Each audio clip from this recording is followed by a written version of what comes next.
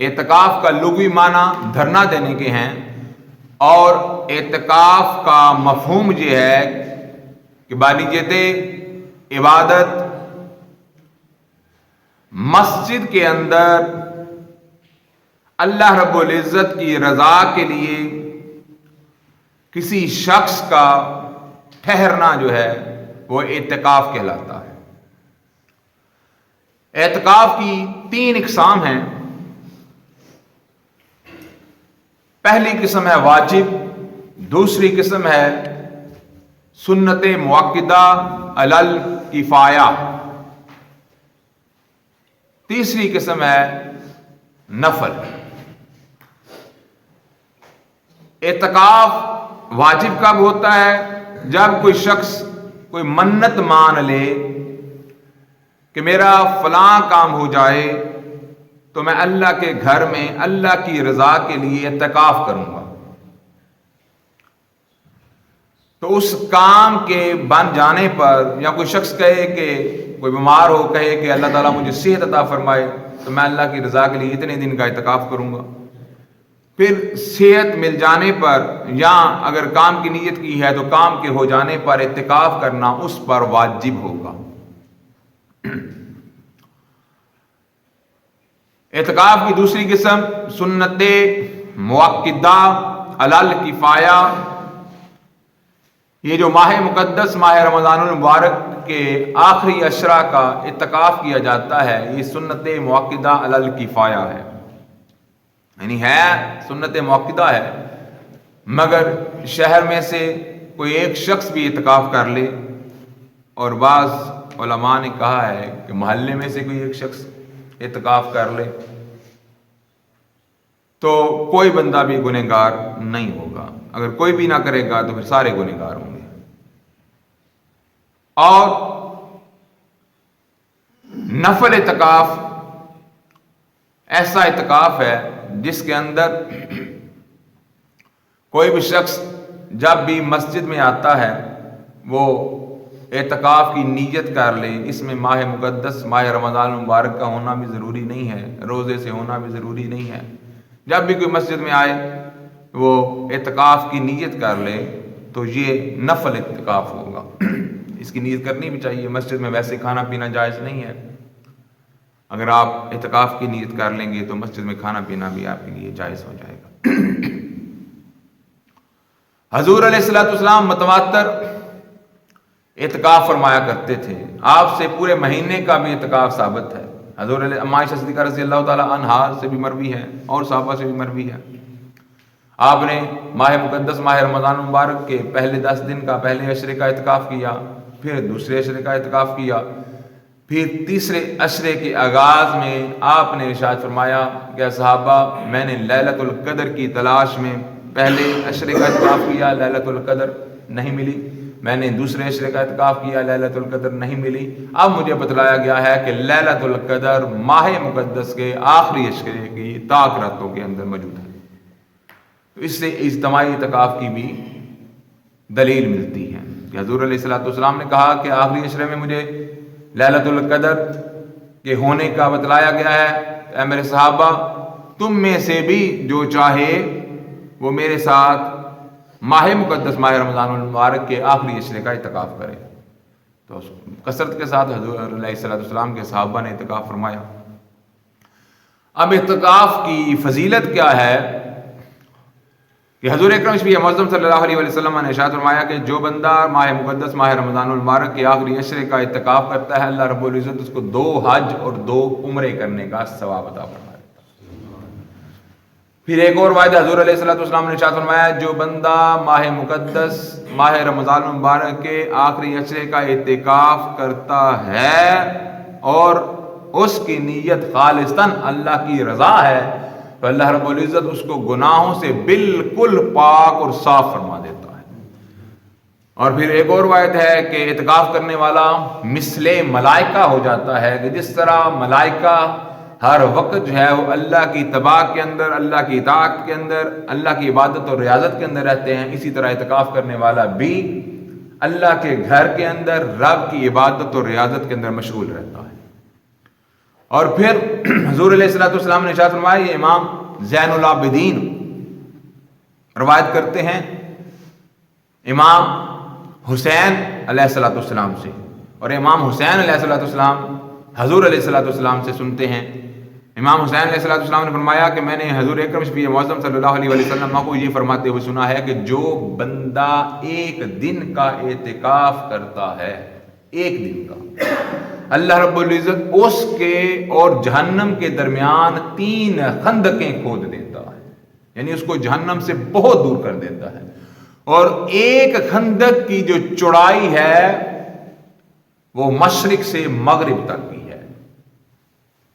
دوسری کی بھی اتنی ہے، تیسری کی بھی اتنی ہے۔ یعنی بات کرنے کا مقصد یہ ہے کہ اللہ رب العزت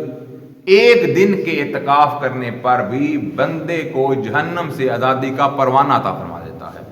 اگر ایک دن کے اعتکاف کا یہ عالم ہے تو جو بندہ پورے 10 دن ماہ مقدس ماہ رمضان مبارک کا پورا ایک عشرہ رب کی عبادت اور ریاضت کے لیے اعتکاف کرتا ہے، اس کی عبادت اور اس کے فضائل کا کیا عالم ہوگا۔ تو اس اعتکاف کے بہت زیادہ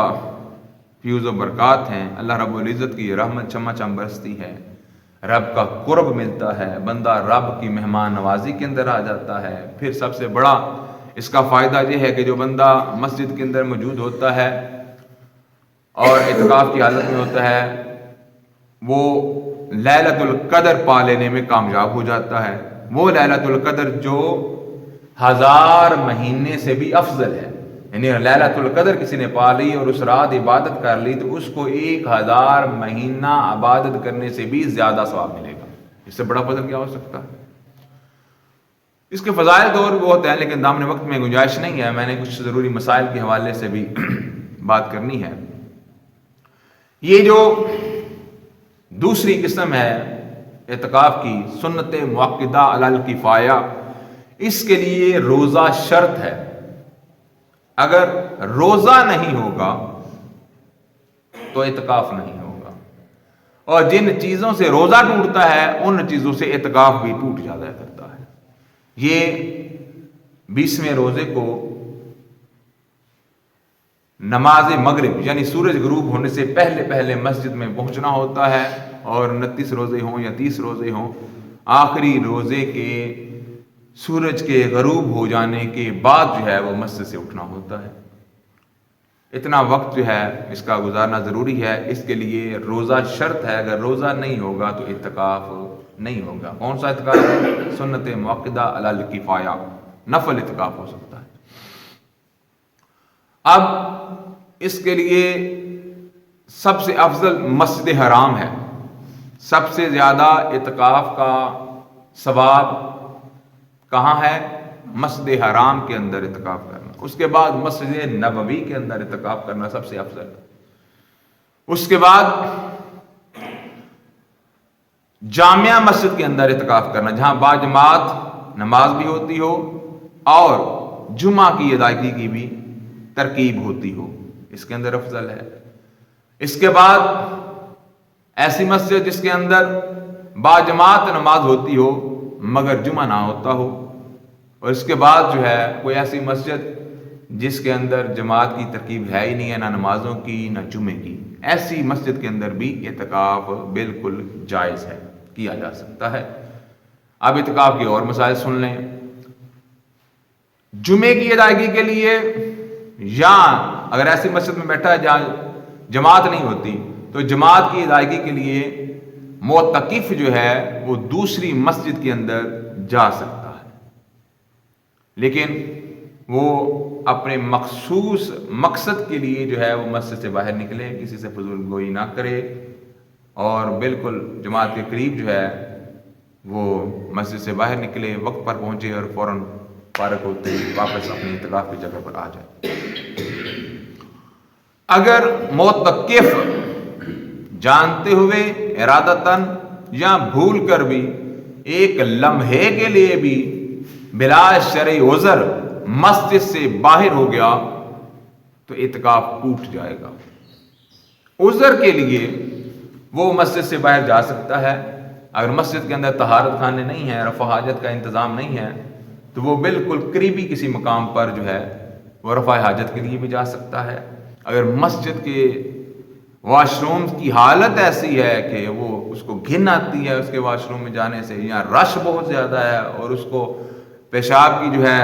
وہ تکلیف ہو رہی ہے، تو اس لیے حوالے سے بھی وہ بالکل مسجد کے قریبی کسی مقام پر رفع حاجت کے لیے جا سکتا ہے۔ وہ کسی کلی کرنے کے لیے یا کوئی معاملہ ہے چھوٹا موٹا، اس کے لیے بھی مسجد کے باہر جو طہارت خانے ہیں اور مسجد سے باہر جو جگہ ہے اس کے اندر جا سکتا ہے۔ یاد رکھیے یہ جو طہارت خانے ہوتے ہیں یا یہ جو وضو خانے ہوتے ہیں یہ مسجد کا حصہ نہیں ہوتے، حصہ ایک اعتبار سے ہوتے ہیں مگر ان کو فنائے مسجد کہا جاتا ہے، یہ مسجد سے باہر ہوتے ہیں، یہ مسجد کی ضرورت کے تحت ہوتے ہیں، ورنہ یہ مسجد کا حصہ ان کو تصور نہیں کیا جاتا۔ پھر اگر حالت اعتکاف معتکف کو احتلام ہو جاتا ہے، اب احتلام ہونے سے روزہ نہیں ٹوٹتا، جان بوجھ کر اگر کوئی منی کا اخراج کرے روزہ ٹوٹ جاتا ہے، اگر بیوی کے ساتھ صحبت کرے روزہ ٹوٹ جاتا ہے اور پھر روزے کا کفارہ بھی ہوتا ہے۔ ویسے روزے کی حالت کے اندر اگر کوئی اپنی بیوی کو بوسہ دینا چاہے یا اس کے ساتھ لیٹنا چاہے وہ لیٹ سکتا ہے، مگر اس کو خیال رکھنا ہوگا کہ اس کے جذبات اس قدر نہ بڑھ جائیں کہ وہ انزال تک پہنچ جائے۔ اگر انزال ہو گیا تو روزہ ٹوٹ جائے گا، ہاں اگر مزی کا اخراج ہو گیا تو وضو ٹوٹ جائے گا، روزہ نہیں ٹوٹے گا۔ مزی اور منی کے اندر فرق ہوتا ہے۔ مزی ہوتی ہے کہ شہوت کی غرض سے جو مرد کا جو نفس ہے، پینس ہے، اس سے پانی کا اخراج ہوتا ہے، وہ سفید سے رنگ کا ہوتا ہے۔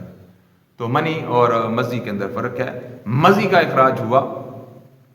روزہ نہیں ٹوٹے گا مگر مکروہ ہے، ناپسندیدہ عمل ہے کہ اس حالت تک اس قدر کے جذبات جو ہے وہ حالت روزہ کے اندر بندے کے اندر نہیں ہونے چاہیے۔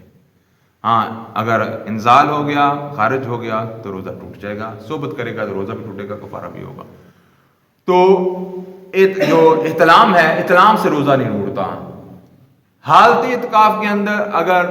مسجد کے اندر اس کو احتلام ہو جاتا ہے تو جو ہی اس کو علم ہوتا ہے فوراً تیمم کرے، تیمم کرتے ہی مسجد سے باہر چلا جائے، غسل کرے، غسل کرنے کے بعد مسجد میں دوبارہ لوٹے۔ اگر وہ فوراً